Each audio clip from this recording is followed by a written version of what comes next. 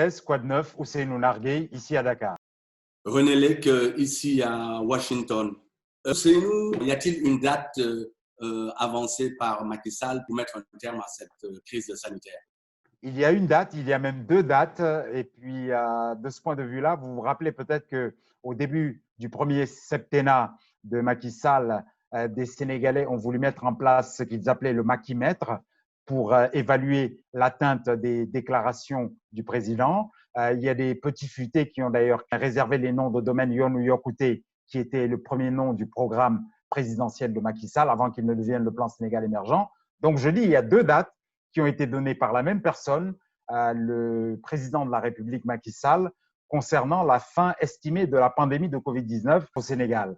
Dans son discours du 11 mai, il a dit que le virus était avec nous jusqu'en septembre et qu'il fallait donc apprendre à vivre avec lui. Et 2 semaines plus tard, le jour de la Korité, le 24 mai exactement, dimanche, il est revenu pour dire qu'il espérait qu'avec les prières et l'aide de Dieu, le coronavirus pouvait partir, disparaître du Sénégal à la date de la Tabaski, la fête du mouton, c'est-à-dire le 31 juillet. Je pensais que c'était important de le pointer du doigt. Ousseynou, donc d'un côté, Macky Sall, un peu en tant que patron de l'exécutif gouvernemental sénégalais, et d'un autre côté, on a l'impression que c'est le devin Macky Sall. Il joue un peu sur deux tableaux, c'est un peu ça? Il joue certainement sur deux tableaux, le registre temporel et aussi la fibre religieuse sénégalaise bien connue. Macky Sall qui a pu déclarer en 2012, quand il venait d'être élu, que le Sénégal ne serait pas développé par les chapelets, mais il en est bien revenu de cette déclaration depuis lors et il a des relations très huilées avec les familles religieuses, notamment les confréries musulmanes du Sénégal. Et donc, effectivement, d'un point de vue de leader temporel du Sénégal, il se fie à ce que le comité chargé de la gestion de la pandémie lui a dit. Donc, le virus est là jusqu'en septembre, mais quand même, et il a été échaudé, je crois, par la réaction des religieux à sa réouverture de lieux de culte qui n'a pas été suivie des faits. Eh bien, Macky Sall se range du côté des religieux. Donc, il joue sur les deux registres et je pense que c'est un équilibre important à trouver et à garder pour un président sénégalais, quel qu'il soit. René, de votre côté, Loubès, quoi de neuf? Vous vouliez parler du franc CFA, mais nous avons été rattrapés par l'actualité brûlante aux États-Unis. Il y a eu mort d'homme à Minneapolis, un Africain-Américain tué une fois de plus par la violence policière. Il y a un commissariat de police qui a été brûlé. Donc, c'est l'émeute à Minneapolis, dans le Minnesota. Oui, Ousseynou, en fait, au départ, comme vous le disiez, j'avais l'intention de parler du CFA et du coût le coût au sens de NEC, le coût de certains pays africains, notamment d'Afrique francophone, qui est mis sous le genou de la France.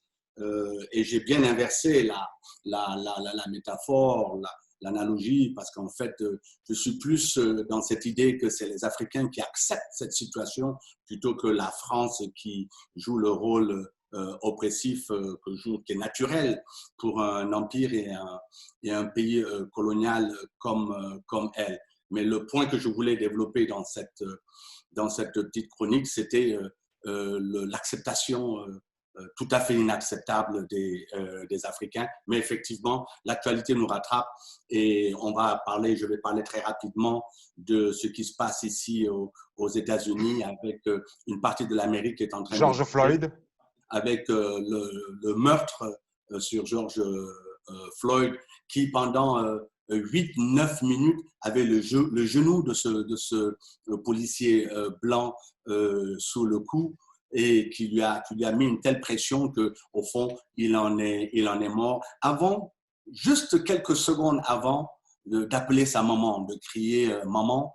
Et j'ai appris par la suite, en faisant quelques recherches, que c'est un cri qui est très connu dans les armées, pour les historiens des guerres, et que les soldats, quand ils sont dans une situation de détresse extrême et qu'ils sont à l'article de la mort, littéralement, qu'ils savent qu'ils n'ont aucune chance d'être sauvés, à ce moment-là, il est il se dit que dans le monde entier, tous les soldats, dans pratiquement toutes les cultures, font appel à leur mère. C'est pratiquement quelque chose d'instinctif, quasiment même d'animal.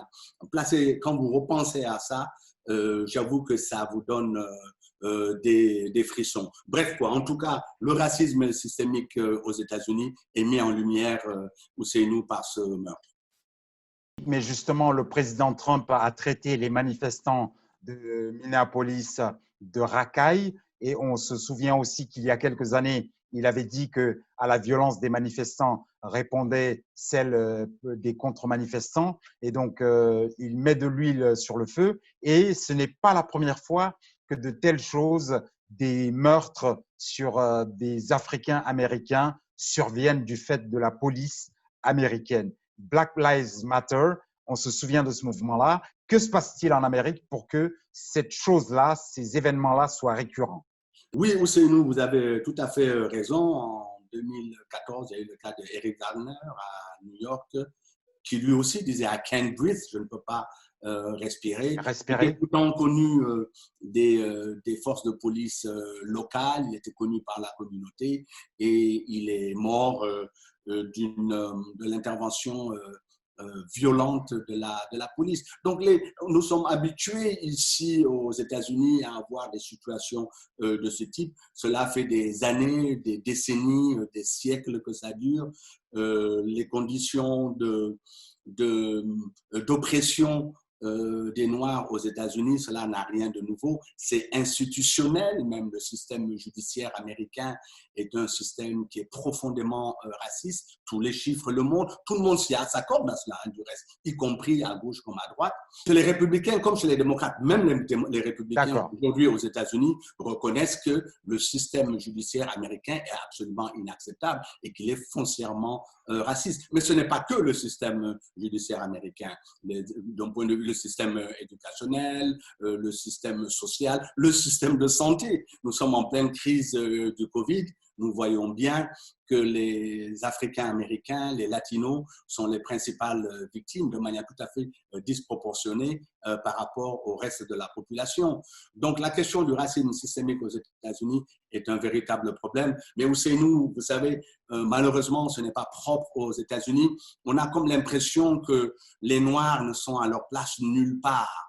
Un Noir n'a pas sa place dans l'espace médiatique, dans l'espace politique, dans l'espace social, dans n'importe quel espace physique. Il y a la semaine dernière le cas de ce Noir américain à New York qui se retrouve à Central Park et cette blanche qui appelle la police en disant « Oh, je vais dire à la police que vous me harcelez et que vous êtes noir ». Parce qu'elle savait qu'en disant qu'il était noir, ce serait un handicap pour lui. Donc, des situations de ce type, on en voit tous les jours et c'est manifeste de voir que quelque part, le noir n'a sa place nulle part, ni ici aux États-Unis, en Europe encore moins, en France, n'en parlons pas. En Asie, on a vu ce qui s'est passé avec les Africains il y a quelques semaines. Dans les pays arabes, n'en parlons pas, y compris même en Afrique, dans les pays arabes qui se trouvent en Afrique. Bref, quoi, le noir, la question de la position et de la place du noir se pose. C'est une grosse problématique. La question de la place des noirs et du positionnement des noirs par rapport à leur droit à la liberté, le droit à l'existence, le droit à l'éducation, le droit à la santé, le droit d'exister comme tout le monde et de pouvoir s'épanouir, ça paraît assez étonnant, mais cette question ne semble pas réglée. C'est sur cette triste note que nous vous disons au revoir, à la prochaine. Au revoir, Ousseynou.